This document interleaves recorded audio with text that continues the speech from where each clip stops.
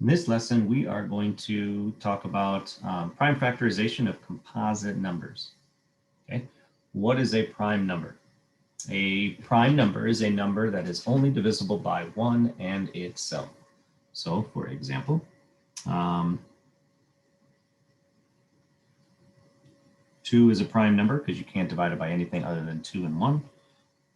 3 is a prime number, 5 is a prime number, 7 is a prime number, 11, 13, 17, 19, 23, and on and on and on and on. All right. So like 7 can't be divided by anything other than 1 in itself. Notice we didn't put 1 in that mix because you actually need 2 factors on this. So yeah, you really need 2 factors in order for it to be considered prime. And so if you had 1, it would be 1 and 1. It's really 1 factor, not 2 factors. Okay, so 1 times 2 is 2. 1 times 3 is 3, 2 different numbers. So then what is a composite? Pretty much everything else. A number divisible by more than 1 number in itself. So you're looking at more than 2 factors. Right, so for example, your smallest composite is 4, then 6, then 8, any even number other than the 2. And then you start going to some of the odds, like a 9, back to a 10. So basically, I'm kind of filling the gaps in between here. 12, 14, and there starts to be a lot. All right, but again, composites go on forever, primes go on forever. We're looking at a list of numbers, and we're trying to identify what is the prime number out of this chunk. So for your prime, and actually we're going to, no, we're just going to do identify the prime numbers. So 8 is not prime, 1 is not prime, 3 is prime, 9 is not prime, and 8 is not prime because 2 times 4, something other than 1 times 8 works. Remember that 1 is not either prime or composite, doesn't fit in either category. So 3 because 1 times 3, 9, nope, because 3 times 3 and 1 times 9, but 7. So there are your 2 primes. Identify the composites. So composite numbers you're looking at are 4, 10, 13 doesn't have anything that goes into it, so 13 would be a prime, 12, and then not 5. So just those 3. Okay, so those are called composites. The 13 is prime, 5 is prime, doesn't really break up. Prime factorization, aka factor tree. That's really what you're looking at. So the idea is that you are breaking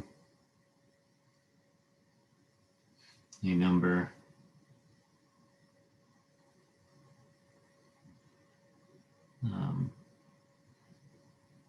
into its prime factors.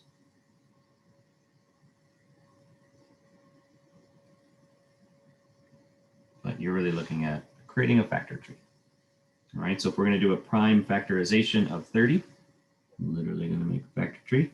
And remember that there is a lot of ways to break this 30 up. You can do 2 times 15, you can do 3 times 10, you can do 5 times 6. It doesn't matter because you're going to take whatever those other numbers are and you're going to break them up. And you'll have, no matter what route you take, you should end up with this same prime factors in the end. So let's say we go 5 and 6. Okay, I like to get in the habit of circling my primes so I don't lose them. And anything like this is not a prime. That means I can keep breaking it up. So 5 times 6 makes 30. 5 is prime. 6 breaks into 2 and 3, both of them being prime. So if I want to write the prime factorization, I am just listing those out. And I have a tendency to put it in order from smallest to biggest. So 2 times 3 times 5, none of those can be broken up. And if you multiply them all together, you get back to your 30. So that is the idea of prime factorization. Factor tree works great for it. So if we have 16, we'll do a factor tree. Again, there's lots of ways to do this, but let's say you do a 4 and a 4, and then neither of those are prime because they can break into 2 and 2, but 2 can't be broken any further. 2 and 2. So you're looking at 2 times 2 times 2 times 2. Shortcut to that is 2 to the 4th. Okay, so either one of those types of answers. So it just depends on what they're looking for. And then 210. Okay. 210. Oops. So if we start to break this thing apart, I'm going to just kind of chip at it and pick away at it. I could take a 2 out of that, or it ends in a 0. I know that anything that ends in a 0, I can take a 10. So if I take 210 and divide it by 10, I'm really just wiping away the 0, so that I'm left with 21. And then 10, I can break into 2 and 5. Those are prime. And then 21, I can break into 3 and 7. And both of those are prime. So 210 consists of 2 times 3 times 5 times 7. Okay, so prime factorization to me, I kind of compare it to taking some object and breaking it up to its smallest components. It's like taking something apart.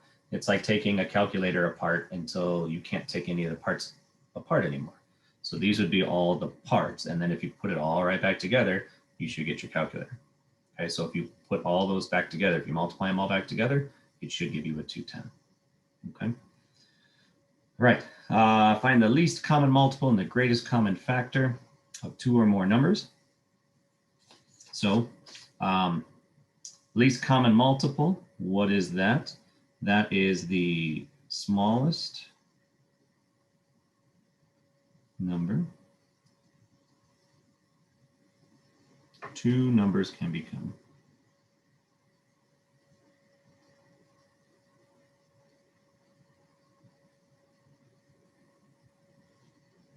Okay, so what we mean by that is if you're going by multiples, well, let's do an example.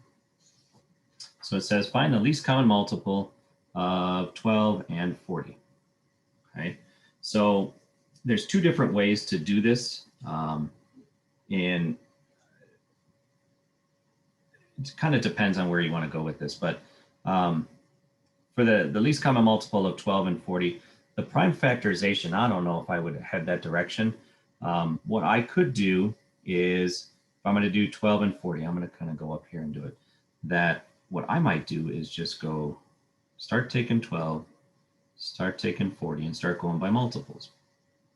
So here's kind of how I approach this. I take the smaller number and I start going by multiples of 12, and then I'm going to go into multiples of 12, and then either I'm going to hit 40 or I'm going to go past it. Once I go past it, I'm going to come back to the 40 and do a multiple of 40. So if I go 12, 24, 36, 48. All right, so I've gone past it. So I'll take the next multiple of 40, which is 80. And then I'll go back to this, keep on going and catch back up to this one. So 60, 72, 84. I go by another 12. Oh, I'm past it. So let me bump this up by another 40, which makes 120. Hopefully we get there soon. 84, 96, 108. If I add another 12, and if I add another 12, I get 120. And that is the first time that they match. And that is my least common multiple. Equals 120. Okay, now a different way to do it, it's supposed to be a more efficient way to do it, is to take your prime factorization of 12, your prime factorization of 40, right? And then there's a way to kind of mix the two, blend the two together. I think kind of at the end of the day, I think this is your far more straightforward route for it. Okay, so just kind of start listing them out, and then we do it. Greatest common factor. So if you're looking at what goes into 12 and what goes into 40, your greatest common factor, again, there's a prime factorization way of doing it. I think what I would do is just take 12 and just start saying, I know that 1 times 12 makes 12, 2 times 6, 3 times 4. Those are my factors of 12. If I did 40, I'd be looking to do 1 times 40, 2 times 20, 3 doesn't go into it, 4 goes into it, 4 times 10, 5 times 8, and then I would start to repeat. So basically, I'm going to compare that list with that list and see which one's the biggest. So let's say we start with this list. So 12, there's no 12. 6, there's no 6. There is a 4. So what is my greatest common factor? 4. G, C, F equals 4. And like I said, there's a prime factorization way of doing it, but it's unnecessarily complicating, where I think if you just kind of list out your multiples or list out your factors, I think that's a far more straightforward way to do it. So GCF of, now you have a couple numbers. That's okay, doesn't change it up at all. So I'm going to list out the factors of 15. So we got 1 times 15. You have 3 times 5. All right, so that's it. So if we got 30, 1 times 30, 2 times 15, 30 times 10, 5 times 6. And some of you already are going to look at it and go, well, I already know what we got going on. But in case you don't, we can list them all out. 1 times 45, 2 doesn't go into it, 3 goes into it, 15 times, 4 doesn't, 5 does, 5 times 9. That ends up being it. So if you kind of start with the smaller one, 15, 15, 15, can't be any bigger because that's the biggest this one is. So your GCF equals 15. And then last one, we have a 10, 12, and a 13. So factors of 10, 1 times 10, 2 times 5. We have factors of 12, 1 times 12, 2 times 6, 3 times 4. And then 13 is 1 times 13. That's it, it's prime. So if 13 is not in anybody's list, 1 is not a greatest common factor. 1 doesn't really count for that. So there is no greatest common factor. No GC. All right, and that's it.